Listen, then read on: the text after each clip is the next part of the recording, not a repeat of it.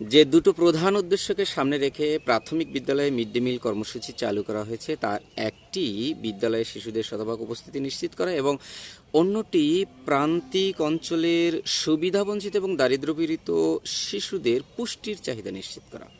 এই প্রকল্পের আওতায় শিশুদের যে 5টি খাবার পরিবেশন করা হয় তার ভেতরে একটি হচ্ছে বানরুটি বা পাউরুটি। বানরুটির প্রধান বৈশিষ্ট্য এটি একটি প্রক্রিয়াজাত খাবার এবং শুধু প্রক্রিয়াজাত নয়, এটি একটি অতি প্রক্রিয়াজাত খাবার এবং আমরা এটাও জানি যে অতি প্রক্রিয়াজাত খাবার আমাদের স্বাস্থ্যের জন্য অত্যন্ত ক্ষতিকর এবং শিশু স্বাস্থ্যের জন্য আরও বেশি ক্ষতিকর। পাউরুটি কেন অস্বাস্থ্যকর খাবার, আমরা যদি সেই বিশ্লেষণে যাই তাহলে প্রথমেই দেখব এটি একটি পরিশোধিত শর্করা। আমরা সবাই জানি যে পাউরুটির মূল উপাদান হচ্ছে গম।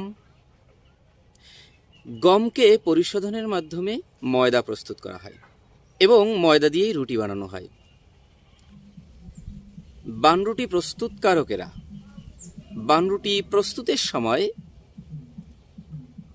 গমকে পরিশোধন করে এবং পরিশোধন করে গমের যে উপরের অংশ, যেটাকে বিজ্ঞানের ভাষায় ব্রান লেয়ার বলা হয়, আমরা বাদামি রঙের যে বাইরের শক্ত আবরণটি দেখতে পাই সেটিকে ফেলে দেওয়া হয়। পরিশোধন প্রক্রিয়ার মাধ্যমে রুটি প্রস্তুতের শুরুতেই এই রুটির মূল উপাদান গম থেকে প্রায় 90% ভিটামিন ই, অর্ধেকের বেশি ভিটামিন বি এবং প্রায় 100% রাফেজ বা খাদ্য আঁশ ফেলে দেওয়া হয়। বানরুটি প্রস্তুতকারী প্রতিষ্ঠানের একটি প্রযুক্তিগত বিশ্লেষণ এবং আত্মপক্ষ সমর্থন থেকে জানা যায় যে এই রুটি প্রায় 250 ডিগ্রি সেলসিয়াস তাপমাত্রায় ওভেনে প্রস্তুত করা হয়।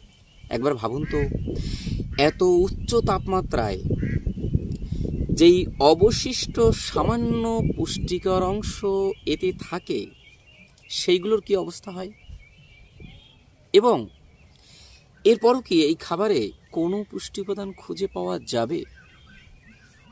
এরপর সেই তেলের প্রসঙ্গে গেলে আমাদের প্রথমেই জানা দরকার যে কারখানায় তেল কিভাবে উৎপাদিত হয়। আমরা জানি যে কারখানায় তেল উৎপাদনের ক্ষেত্রে উচ্চ তাপমাত্রা এবং হেক্সেন নামক কেমিক্যাল ব্যবহার করা হয়। উচ্চ তাপমাত্রায় উৎপাদন করা বা প্রস্তুত করা তেল দিয়ে এই রুটি আবারও 250 ডিগ্রি সেলসিয়াস তাপমাত্রায় ওভেনে পোড়ানো হয়। বারবার একই তেল উচ্চ তাপমাত্রায় পোড়ানোর কারণে অ্যাক্রেলামাইড নামক আর একটি কেমিক্যাল উৎপন্ন হয় তেলে, এবং বিজ্ঞানের ভাষায় এটিকে কার্সিনোজেনিক উপাদান বলা হয়। আমরা জানি যে কার্সিনোজেনিক উপাদান ক্যান্সার সৃষ্টিকারী উপাদান। এই তেলে রয়েছে ট্রান্সফ্যাট হৃদরোগ সহ নানা ধরনের অসংক্রামক রোগের জন্য দায়ী। বানরুটিতে রাফেজ বা খাদ্য আঁশ বা ফাইবার অনুপস্থিত থাকার কারণে এটি শিশুদের ভবিষ্যৎ খাদ্যনালীর ক্যান্সার এবং কোষ্ঠকাঠিন্যের ঝুঁকি বাড়িয়ে তুলবে। পরিশোধন প্রক্রিয়ার মাধ্যমে প্রস্তুত পাউরুটিতে থাকে সরল শর্করা। এই সরল শর্করা আমাদের রক্তে খুব দ্রুত চিনি বাড়ায়, অর্থাৎ এই পাউরুটির গ্লাইসেমিক ইন্ডেক্স খুব বেশি। গ্লাইসেমিক ইন্ডেক্স বেশি থাকার কারণে এটি আমাদের শরীরে বা রক্তে গ্লুকোজ স্পাইক সৃষ্টি করে। এই গ্লুকোজ স্পাইক আমাদের শরীরে ইনফ্লামেশন বা প্রদাহ এবং ডায়াবেটিসের ঝুঁকি তৈরি করে। আমাদের শিশুরা এই ইনফ্লামেশন এবং ডায়াবেটিসের ঝুঁকিতে থাকবে যদি নিয়মিত এইভাবে তাদেরকে পাউরুটি খেতে দেয়া হয়। এই খাবারটি যে অত্যন্ত অস্বাস্থ্যকর তার অন্যতম কারণ হচ্ছে যে সাদা বিষ হিসেবে পরিচিত 3টি প্রধান বিষের প্রত্যেকটি এই খাবারে ব্যবহার করা হয়: সাদা ময়দা, সাদা লবণ এবং সাদা চিনি। 3টি মানব স্বাস্থ্যের জন্য অত্যন্ত ক্ষতিকর। একটি শিশু যখন এই রুটি নিয়মিত খাচ্ছে তখন সে রুটির মধ্য দিয়ে আসলে 3টে সাদা বিষ নিয়মিত খাচ্ছে।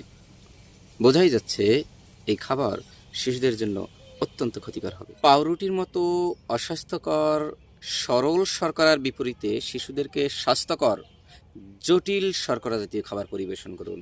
উদাহরণ হিসেবে শিশুদেরকে রান্না করা গরম খাবারের কথা বলা যায়।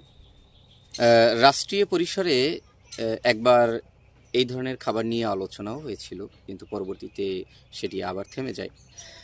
এমনকি 2019 সালে জাতীয় স্কুল মিল নীতি 2019 নামে যে নীতিমালা প্রণয়ন করা হয়েছিল, সেখানেও বলা হয়েছিল যে বিদ্যালয়ের সকল শিক্ষার্থীদের সপ্তাহে 5 দিন রান্না করা খাবার পরিবেশন করা হবে।